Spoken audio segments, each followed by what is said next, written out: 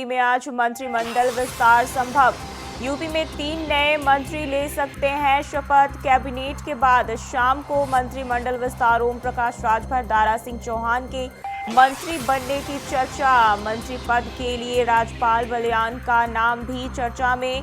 1-2 नए चेहरों को भी जगह मिलना संभव। सचिवालय प्रशासन ने विधानसभा में नए कक्ष की तैयारी शुरू की। तो यूपी में 3 नए मंत्री शपथ ले सकते हैं। लखनऊ से जानकारी सामने आ रही है। सचिवालय प्रशासन ने विधानसभा में नए कक्ष की तैयारी शुरू की है। वहीं बताया जा रहा है कि 1 से 2 नए चेहरों को भी जगह मिल सकता है, जहां राजपाल बलियान का नाम भी मंत्री पद के लिए सामने आ रहा है। ओम प्रकाश राजभर और दारा सिंह चौहान की भी मंत्री बनने की चर्चा बताई जा रही है। और इसी खबर पर ज्यादा जानकारी के साथ रमन मिश्रा लखनऊ से हमारे साथ जुड़ गए हैं। रमन, आज जो है मंत्रिमंडल का विस्तार संभव बताया जा रहा है, क्या जानकारी है? बिल्कुल जूही जी, बहुप्रतीक्षित मंत्रिमंडल विस्तार का समय आज तय हो गया। राजभवन में शाम 5 बजे मंत्रिमंडल विस्तार होना है। ये मंत्रिमंडल विस्तार योगी 2.0 का पहला मंत्रिमंडल विस्तार है और विस्तार में 3 मंत्री बनाए जाने लगभग तय हैं। भाजपा के ओम प्रकाश राजभर, दारा सिंह चौहान और साथ में रालोद के कोई एक विधायक जिसमें कि सबसे ज्यादा नाम प्रदीप बालियान का चल रहा है। वही चर्चा ये भी है कि भाजपा के खेमे से 1-2 और मंत्री बनाए जा सकते हैं, राज्य मंत्री बनाए जा सकते हैं, ताकि चुनावी गणित को भी थोड़ा सा ठीक किया जा सके। जी, और अगर हम बात करें तो काफी समय से जो चर्चा तेज है, लेकिन बात कहाँ अटक रही है? क्योंकि पिछले कई दिनों से लगातार जो है विस्तार की चर्चा होती रही है, लेकिन कहीं ना कहीं जो है इसमें डिले हो रही है। हाँ, कई बार जब से ओम प्रकाश राजभर और दारा सिंह चौहान भाजपा में आए तब से ही चर्चा चल रही थी। आज नहीं 10 दिन बाद होगा, 10-20 दिन बाद होगा। खरवास लग गया है, दिवाली बीत जाएगी, उसके बाद में अब जब राज्यसभा चुनाव हो गया और जल्द ही अधिसूचना होने वाली है, तो ऐसे में अब मंत्रिमंडल विस्तार करना कहीं ना कहीं सरकार के लिए भी सबसे अहम समय है। ऐसे में ओम प्रकाश राजभर का मंत्री बनना तो बहुत बड़ा मुद्दा बन गया था। लगभग राजभर से हर मीटिंग में, हर बैठक में सवाल होता था कि आप मंत्री कब बनेंगे, और राजभर बार बार इसको लेकर लखनऊ से लेकर दिल्ली, दिल्ली से लखनऊ, लोगों से, बड़े नेताओं से जल्द ही मंत्री बनाने की अपील कर रहे थे। वहीं दारा सिंह चौहान जो सपा छोड़कर आए थे और घोषित चुनाव में हार गए थे, भाजपा ने उन्हें एमएलसी भी बनाया और अब मंत्री भी बनाया। ये मंत्रिमंडल कहीं ना कहीं एक बड़ा संदेश है कि राजभर साथ आए, उन्हें भी मंत्री में पद मिल रहा है। दारा सिंह चौहान जो अपनी सीट हार गए, उन्हें भाजपा ने एमएलसी बनाकर और मंत्री बनाकर एक बड़ा संदेश देगी उनके समाज को भी, साथ में राजनीति में भी।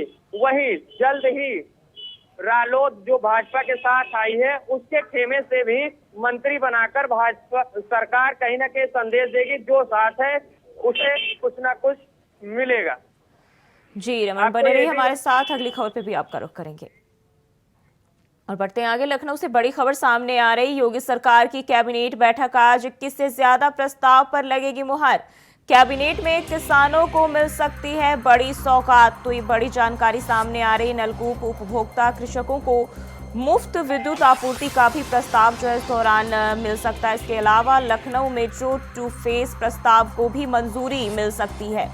लैंड पुलिंग नीति को भी कैबिनेट में मंजूरी मिल सकती है। तो सुबह 11 बजे से उत्तर प्रदेश सरकार की कैबिनेट बैठक होने जा रही है और 21 से ज्यादा प्रस्तावों पर जो है बताया जा रहा है कि इस दौरान मुहर लग सकती है। तो ये बड़ी जानकारी लखनऊ से सामने आ रही है।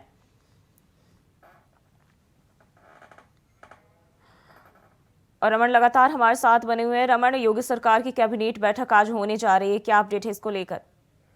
बिल्कुल जूही जी, ये मंत्रिमंडल, ये जो कैबिनेट बैठक है, ये लोकसभा चुनाव से पहले हो रही है, इसलिए बहुत अहम बैठक मानी जा रही है।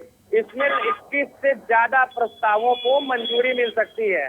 खासकर कुछ ऐसे प्रस्ताव को मंजूरी मिल सकती है जो सरकार ने पहले घोषणा की हो और अब चुनाव में उसका ऐलान करके कहीं ना कहीं जनता को संदेश दिया जाएगा।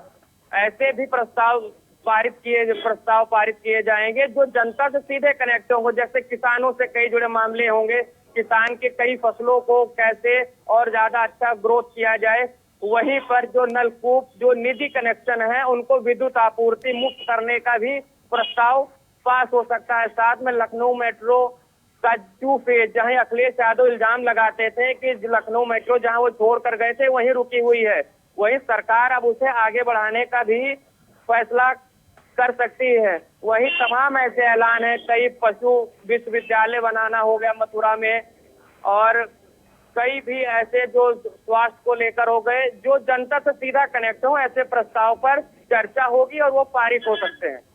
जी, लोकसभा चुनाव नज़दीक है और ऐसे में इस दौरान जो है और क्या कौन से अहम चीज़ें होंगी, अहम मुद्दे होंगे जिनको लेकर सरकार जनता से कनेक्ट होने की कोशिश करेंगी? सबसे अहम मुद्दा तो इस समय किसान का सबसे अहम है कि किसान से जुड़े कई ऐसे फैसले लिए जाएंगे जिससे किसान के जीवन में कुछ बदलाव हो।